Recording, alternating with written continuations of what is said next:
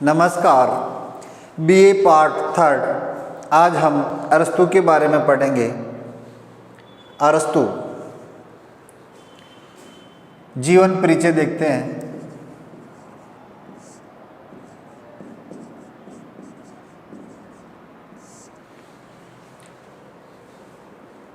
पश्चिम के बौद्धिक जगत में अरस्तू का अद्वितीय स्थान है।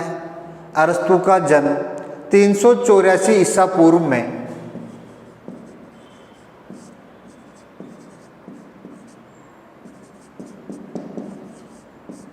मुकदूनिया के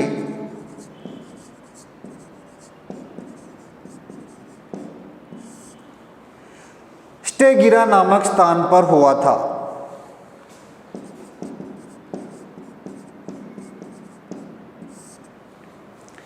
इनके पिताजी पेशे से चिकित्सक थे। इनके पिता का नाम निकोमेक्स था।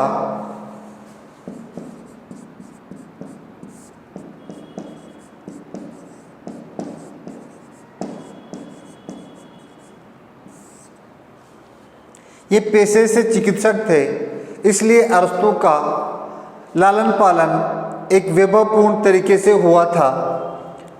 अरस्तू 18 वर्ष की आयु में एथेंस आते हैं। 18 वर्ष पूर्ण होने के बाद वो एथेंस आते हैं और प्लेटो की एकेडमी में भर्ती होते हैं, जहां पर वो 20 वर्ष तक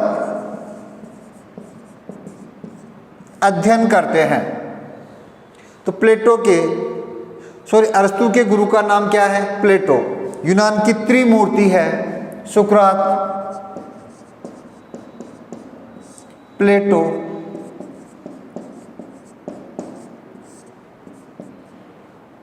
अरस्तू। पश्चिमी जगत में साहित्य के क्षेत्र में या दर्शन के क्षेत्र में इन तीनों का महत्वपूर्ण स्थान है। इन्हें यूनान की त्रिमूर्ति या पश्चिम की त्रिमूर्ति के नाम से जाना जाता है। सुकरात के शिष्य थे प्लेटो, प्लेटो के शिष्य है अरस्तू। अरस्तू ने कई महत्वपूर्ण पुस्तकें लिखी थी। इनकी जो अति महत्वपूर्ण पुस्तकें हैं वो है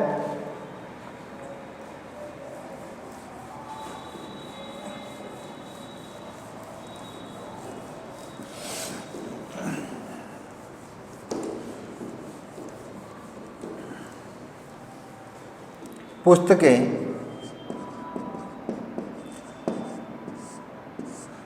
पॉलिटिक्स,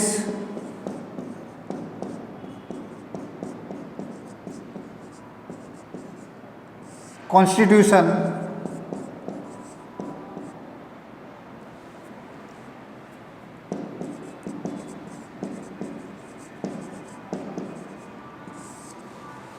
और तीसरी पुस्तक है रिटोरिक्स।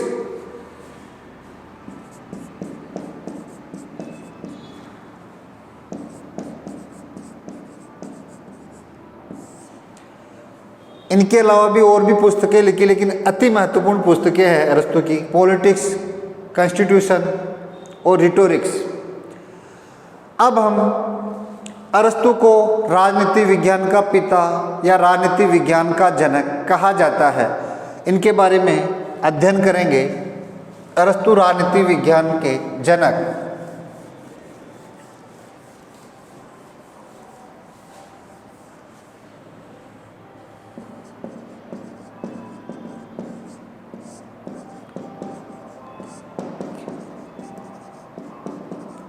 के जनक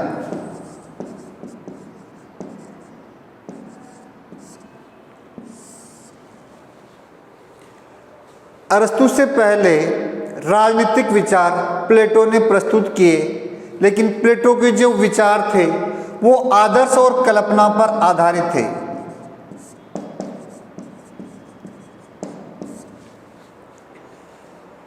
लेकिन अरस्तू ने वैज्ञानिक दृष्टिकोण अपनाते हुए राजनीति विज्ञान को एक स्वतंत्र विषय का दर्जा प्रदान किया, जिसके कारण अरस्तू को राजनीति विज्ञान का जनक कहा जाता है। तो अरस्तु से पहले राजनीति विज्ञान के बारे में सिद्धांतों का निर्माण प्लेटो ने किया था, लेकिन प्लेटो के जो सिद्धांत थे वो किसके ऊपर आधारित थे? आदर्श और कल्पना के ऊपर आधारित थे। और राजनीति विज्ञान को नैतिक शास्त्र के साथ उस समय पढ़ा जाता था। अरस्तु ही ऐसा विचारक है जिन्होंने राजनीति विज्ञान को एक स्वतंत्र विषय का स्वरूप प्रदान किया है। इसीलिए राजनीति विज्ञान का जनक अरस्तु को कहा जाता है। पहला बिंदु है विषय के प्रति वैज्ञानिक दृष्टिकोण।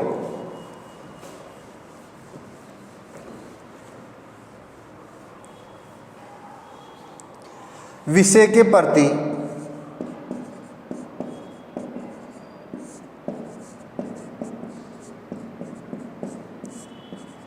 वैज्ञानिक दृष्टिकोण।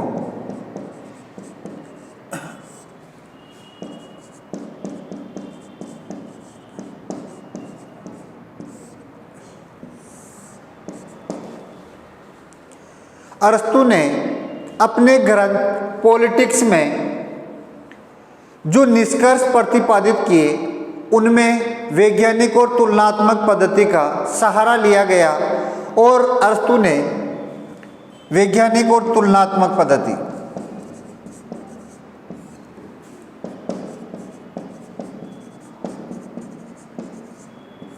अरस्तु ने दुनिया के 158 देशों का अध्ययन किया और तुलनात्मक आधार पर जो निष्कर्ष निकले उन्हें राजनीति विज्ञान में सम्मिलित किया गया। इसलिए जो अरस्तु का जो दृष्टिकोण था विषय के प्रति, राजनीति विज्ञान के प्रति, वो कैसा था? वैज्ञानिक दृष्टिकोण। इन प्लेटो की तरह इनका दृष्टिकोण आदर्श और कल्पना पर आधारित नहीं था।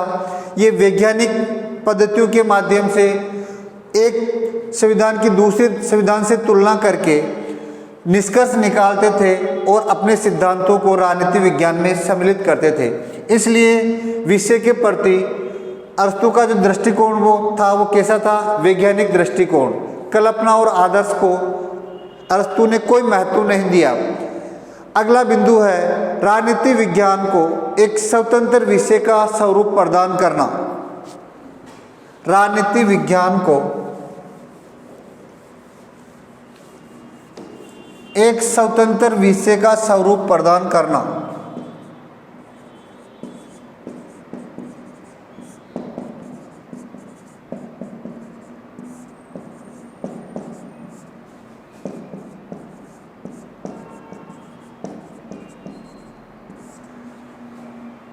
विषय का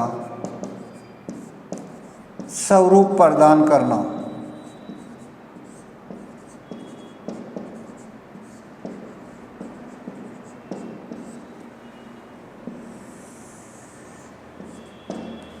प्रारंभ में राजनीति विज्ञान एक स्वतंत्र विषय नहीं था। प्लेटो के समय राजनीति विज्ञान और नीति शास्त्र का सम्मिलित रूप से अध्ययन किया जाता था, लेकिन अरस्तु एक ऐसा पहला विचारक है जिन्होंने राजनीति विज्ञान को नीति शास्त्र से अलग करने का कार्य किया और एक स्वतंत्र विषय का स्वरूप प्रदान करने में अरस्तु ने महत्वपूर्ण भूमिका निभाई थी। तीसरा सिद्धांत है राज्य के सिद्धांत का क्रमबद्ध निरूपण। राज्य के सिद्धांत का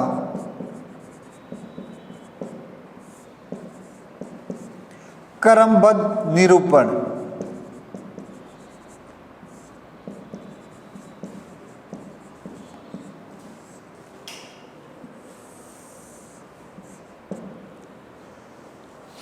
विज्ञान की एक परिभाषा होती है, प्रकृति के क्रमबद्ध ज्ञान को विज्ञान कहा जाता है।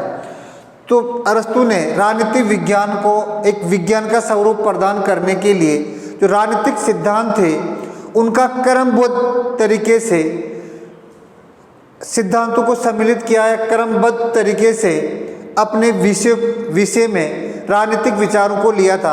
अरस्तु ने सबसे पहले राज्य की उत्पत्ति के बारे में सिद्धांत दिया। राज्य की उत्पत्ति, राज्य का विकास,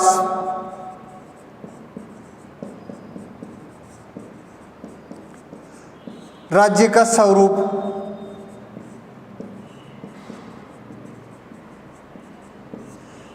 संविधान सभा का गठन,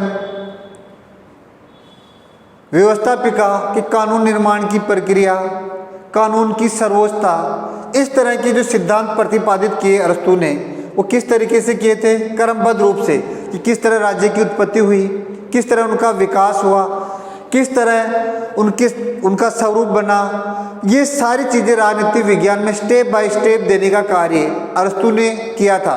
इसीलिए अरस्तु को राजनीतिक विज्ञान का पिता कहा जाता है। अगला जो बिंदु है, वैज्ञानिक पद्धति, आगमनात्मक और तुलनात्मक।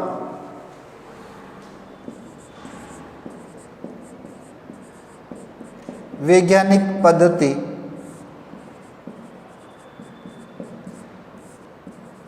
आगमनात्मक और तुलनात्मक।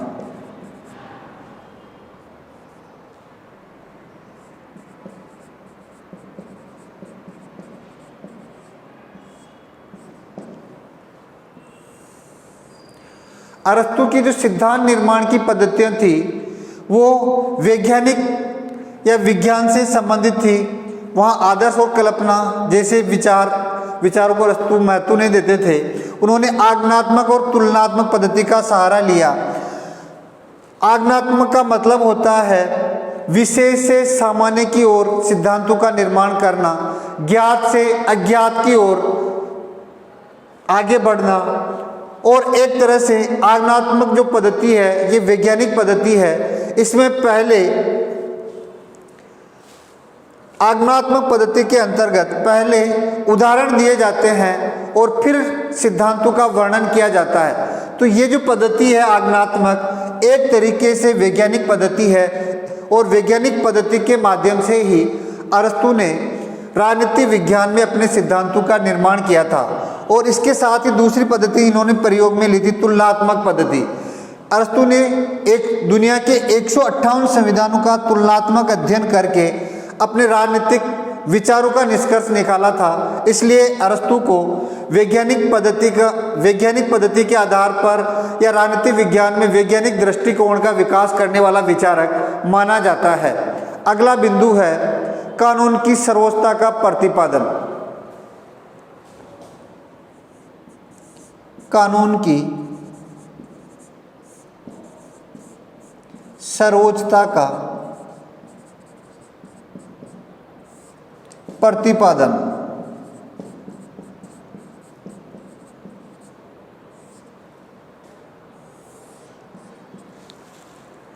अरस्तु सर्वाधिक बुद्धि संपन्न व्यक्तियों के विवेक के स्थान पर परंपरागत कानून, नियमों और संवैधानिक नियमों को महत्व देते हैं कि हमें राज्य की शासन व्यवस्था का सर्वाधिक बुद्धिमान व्यक्तियों के सिद्धांतों के आधार पर संचालन न करके परंपरागत नियमों और सिद्धांत के नियमों के आधार पर राज्य की शासन व्यवस्था का संचालन करना चाहिए।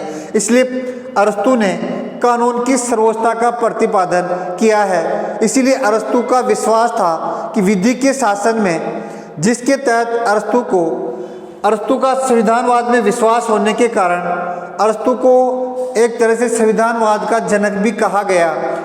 ये था कि किस तरह राजनीति विज्ञान में अरस्तु को राजनीति विज्ञान का जनक कहा जाता है। जो राजनीति विज्ञान का स्वरूप था उनको वैज्ञानिक रूप प्रदान करने में अरस्तु का महत्वपूर्ण योगदान रहा। अब हम नेक्स्ट वीडियो में राज्य संबंधी विचार पढ़ेंगे। Thank you.